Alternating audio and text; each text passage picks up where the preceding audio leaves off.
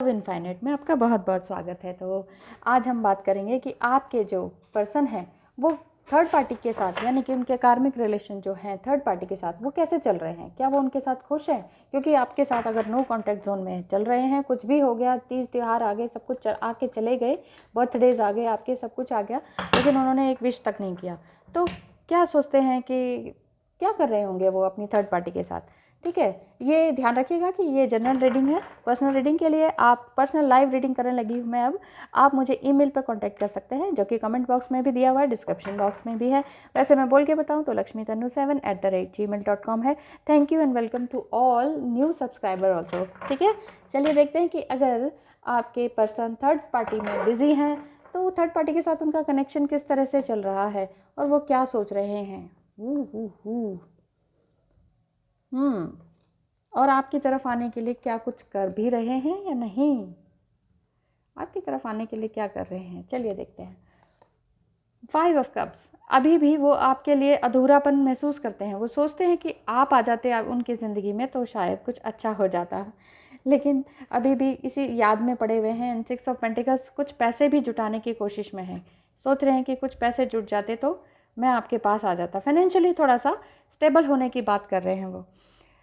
Rejection से भी परेशान है, यहाँ पे ये दिखाई देता है। उन्होंने जो थर्ड पार्टी है उनकी, वो भी कहीं ना कहीं उनसे लड़ाई झगड़ा करती हैं, कुछ ना कुछ रिजेक्शन वाले शब्द बोलती हैं कि निकल जाओ या चले जाओ या मुझे तुम्हारी ज़रूरत नहीं है, कुछ इस तरह का वो बोलती हैं। हायरोफेंट कार्ड आया है, वो ये भी है, ये है कि अवेकनिंग उनकी हो चुकी है।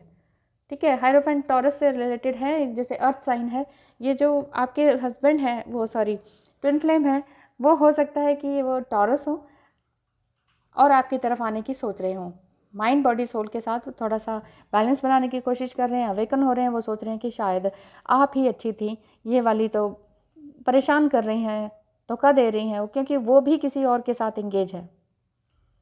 उनके जो इमोशंस है ना वो ओवरफ्लोइंग हो रहे हैं, वो आपके लिए हो रहे हैं, और वो सोच रहे हैं कि मैं क्यों ना इन्हीं के साथ जाऊं, ये मैंने क्यों गलत कर दिया, ये मैंने क्या कर दिया इस तरह से। क्योंकि वो सोच रहे हैं कि आप ही उनकी ज़िंदगी है। अब तक जो भी आपने दिया वो थर्ड पार्टी से उन्हें नहीं मिला। वो इसी सोच में है कि ये सब क्या हो गया, ये मैंने क्या कर दिया। इसी तरह से ये फूल की तरह वो पूरी तरह से काम कर रहे हैं। लेकिन आने का मतलब यही है, फूल कार्ड जो है यूरेनस से रिलेटेड है, काफ़ी स्लो मूविंग है।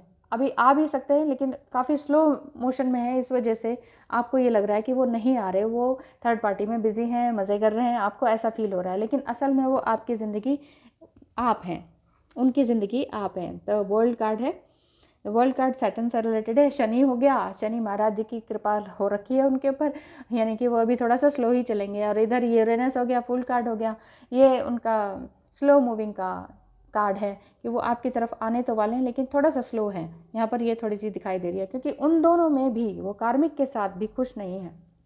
उन्हें आप ही की याद आ रही है। कार्मिक के साथ उनके पास सब कुछ है, देख रहे ना, ये सब कुछ है उनके पास, घर, पैसा, गाड़ी, बंगला, लेकिन ना वो दिल का चैन वो आपके साथ ही मिलेगा।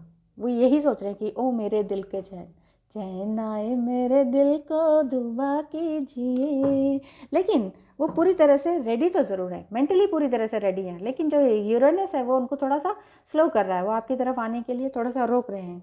ठीक है, इसलिए फुल कार्ड आया है। और ये देखते हैं कि आगे जो थर्ड पार्टी है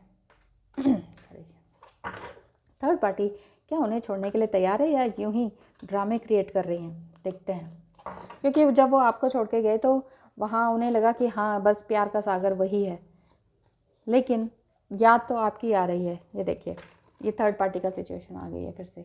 वो 9 ऑफ पेंटिकल्स, और ये जो है वो आपकी तरफ इस तरह से हैं कि जो थर्ड पार्टी है वो उनके लिए, आपके पर्सन के लिए थर्ड पार्टी थोड़ा सा जेलेसी का भाव क्रिएट कर रही है, यानी कि वो भी किसी थर्ड पार्टी में बिजी है। जो आपकी थर्ड पार्टी है वो किसी और थर्ड पार्टी में बिजी है, वो कहीं और रंग रलियाँ बना रहे हैं, वो कुछ कहीं और ही उनका रिलेशनशिप चल रहा है। इमोशन बेस पे नहीं, बस इसी तरह से कि बस ठीक है, ओवरऑल फिजिकल रिलेशनशिप चल रहा है। लेकिन उनकी जो फीलिंग्स है, आपके पर्सन की फीलिंग बिल्कुल ओवरफ्लोइंग इमोशनल है, वो बिल्कुल आपके लिए और क्लियरली कमिटमेंट देने के लिए तैयार हैं। और जो ये थर्ड पार्टी है वो अपनी ही किसी और उनकी तरफ से थर्ड पार्टी में बिजी हैं। और ऐसा मुझे ऐसा फील हो रहा है कि आपसे जो इन्होंने रिलेशन रखा था वो तो बहुत ही पायस था, सोल कनेक्शन था, लेकिन ना ये जो थर्ड पार्टी के साथ वो मुड़े, वो तब मुड़े जब इनका कुछ एक्सीडेंट वगैरह या कोई ऐसी ज़रूरत की समय में वो काम आ गई। वो उस समय हो सकता है उनके ऑफिस में हो या आसपास रहती हो, कोलीग हो, कोई भी, मतलब ऐसी कोई पार्टी हो सकती है जिन्होंने उनको मुसीबत के टाइम में काम दिया और हेल्प करी, और लेकिन उसके बाद वो अपने अब रंग दिखाने लगी हैं। बस कुछ इस तरह का है। अब उन्हें लग रहा है कि क्योंकि उस समय आप अवेलेबल नहीं थे, कहीं बाहर होंगे या कुछ और आपका सिचुएशन होगी, हो सकता है आप मैरिड हो, नहीं आ सकते थे, लेकिन जब इनका कुछ एक्सीडेंट या कुछ इस तरह का फाइनेंशियल लॉस हुआ, कुछ ऐसा दिख रहा है, तो वो जो थर्ड पार्टी है वो उनके करीब आ गई। करीब आने से क्या हुआ कि फिजिकल रिलेशनशिप भी बन गए उनके। अब ऐसे में जो आपके जो पर्सन है वो ये सोचने लगे कि हाँ जो है वो यही है, क्योंकि जो मेरी थी, जिसे मैं अपना समझता था, सोल कनेक्शन समझता था, वो तो मेरे पास आई नहीं। लेकिन आपके पास कुछ ना कुछ मजबूरियाँ थी जिस वजह से आप उनके पास जा नहीं पाए। लेकिन अब उन्हें समझ आ गया कि ये जो थर्ड पार्टी है ये जस्ट फॉर फिजिकल रिलेशनशिप था, और ये जस्ट उसने सिंपैथी के बेस पर मुझसे रिलेशन बनाया जो कि फिजिकल बन गया। अब ये सिंपैथी वाला रिलेशन अब मुझे कट करना है। अब पूरी तरह से उनके माइंड में क्लियर हो चुका है कि मुझे अब यहाँ से कट करना है और क्लियरली कमिटमेंट आपकी तरफ देना है। तो आपकी तरफ वो इमोशनल अटैचमेंट लेकर आ भी रहे हैं या नहीं, ये देखिए बॉटम ऑफ द डेक क्या था, 3 ऑफ सॉर्ट्स। उनका भी दिल टूट गया है, थर्ड पार्टी का सिचुएशन हो गया। उन्होंने आपके साथ थर्ड पार्टी क्रिएट करी, अब उनके साथ हो रही है, यानी कि जो थर्ड पार्टी है वो फिर अगेन थर्ड पार्टी में बिजी हो गई है। अब लेकिन वो उनको तो कुछ ना कुछ तो है कनेक्शन, इमोशनल अटैचमेंट आपको होनी भी है कि नहीं, थर्ड पार्टी से तो नहीं है उनका कोई कनेक्शन। देखते हैं वो आपके साथ, bottom of the deck ace of sorts. देखिए अभी भी जगलिंग कर रहे हैं वो, एक तरह से वो ये सोच रहे हैं कि ठीक है मैं जो भी था, गलती मुझसे हुई है, मैं ये सब अब सब कुछ ख़त्म कर दूँगा। वाह, ये सब पेंटिकल्स, ये देखिए मैं सब कुछ ख़त्म करके अब तुम्हारे पास आना चाहता हूँ। बस आपको ये देखना है कि आपने उन्हें सेकंड चांस देना है कि नहीं, क्योंकि अब तक आपका दिल काफ़ी उन्होंने तोड़ा, अब उनका दिल टूटा है तो वो वापस आपके पास आने वाले हैं, लेकिन पूरे वेल्थ अबंडेंस के साथ। पूरा अबंडेंस मतलब जितनी भी धन है, पैसा है, फाइनेंस है, उन सबके साथ वो आना चाहते हैं। एस ऑफ पेंटिकल्स है ना, और ये भी पेंटिकल्स है, तो वो इसी उसमें है कि मैं पैसा उसके नाम करूं या आपके नाम करूं। कुछ घर का भी है रिलेशन, कुछ मतलब घर का रिलेशन इन द सेंस कि कुछ मकान वगैरह भी शायद आपके नाम करना चाहते हैं, कुछ इस तरह का है। बहुत सारे उनके पास ऑप्शंस हैं, वो सोच रहे हैं कि अब मुझे एग्जैक्टली करना क्या चाहिए। आने तो वो आप ही के लिए है, आपके ही लिए वेल्थ अबंडेंस लेकर आ रहे हैं, ठीक है। लेकिन काफ़ी स्लो है उनका जो कनेक्शन है आने का, वो स्लो है थोड़ा सा। यूरेनस का आ रहा है ना कार्ड, ये स्लो है। तो अब आपको सोचना है कि आपको इनको थर्ड पार्टी से निकालने के लिए आपको उनको सेकंड चांस देना भी है या नहीं, ठीक है। एंजल से पूछ लेते हैं कि आपको ऐसी सिचुएशन में क्या करना चाहिए अगर वो आपको इतनी मुसीबत में छोड़ के चले गए। ऊपर से थर्ड पार्टी रिलेशन क्रिएट कर लिया, क्योंकि उस समय आप अवेलेबल नहीं थे, उन्होंने वहाँ पर जाकर एक तरह से उनको समझ लिया अपना सब कुछ, लेकिन उन्होंने भी अपनी थर्ड पार्टी के रंग दिखाने शुरू कर दिए। तो अब उनको करना क्या चाहिए और आपको क्या करना चाहिए, फाउंटेन। अब आपको अपने नए रास्ते निकाल लेने चाहिए, थोड़ा सा स्लो चलना चाहिए। जो आप चाह रही है ना कि हाँ सब कुछ सही हो जाए, जल्दी हो जाए, थोड़ा सा अपने लिए टाइम निकालना होगा। सोचिए थोड़ा बैठकर कि आप हो सकता है मैरिड हो और इस कनेक्शन में इस तरह से फंसे पड़े हो कि ना यहाँ जिया जा रहा है ना उनके साथ जाया जा रहा है, क्योंकि आपको लग रहा है कि जो सोल कनेक्शन है, जो मेरा ट्विन फ्लेम है, वो भी थर्ड पार्टी में इंगेज हो गया। इधर जो जिस प्रेजेंट सिचुएशन में मैं हूँ वो मुझे पसंद नहीं है, या वो भी कहीं और इंगेज हो गए हैं, या वो मुझसे नाराज़ हो गए हैं, या कांटेक्ट करना ही बिल्कुल बंद कर दिया है। मतलब जो मेरा स्पाउस है वो बिल्कुल ही बात करना बंद कर दिया। इधर से ट्विन फ्लेम ने भी नखरे दिखाने शुरू कर दिए, सारे रंग दिखाने शुरू कर दिए और थर्ड पार्टी में एंगेज हो गए। अब उनका दिल वहाँ से टूटा है क्योंकि उनकी थर्ड पार्टी किसी और थर्ड पार्टी में एंगेज हो गई है, तो वो आपके पास आना चाह रहे हैं। अब आप इमोशंस के गोते लगा रहे हैं, आप पूरी तरह से आप आंसू आंसू से भरे पड़े हैं कि अब मैं करूँ तो करूँ क्या।